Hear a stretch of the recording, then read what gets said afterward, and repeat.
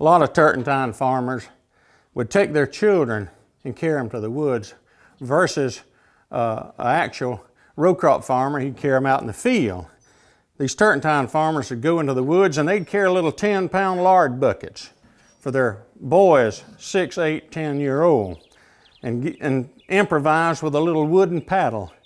And they couldn't dip much, but they'd help their daddy all they could. And that was all part of making a living in the woods. I remember a story right quick that me and my brother was dipping in a little cypress pond down the road here many years ago, and I had a small bucket. They actually made one about 3/4 this big. And I had my little bucket full of gum and started out of this cypress pond.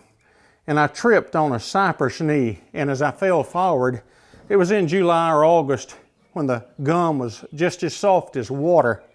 And I didn't want to lose my gum, therefore I dropped it straight down, and when I did, I fell over it.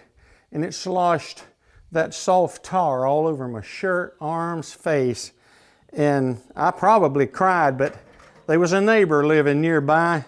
Bertie Mae Spivey lived in a little log house there, and I walked up to her house, and a farmer always kept kerosene at home, and she took that kerosene and got that little shirt off of me and cleaned me up. And that's been over 50 years ago, and I still remember her and love her for that act of goodness that she sent my way.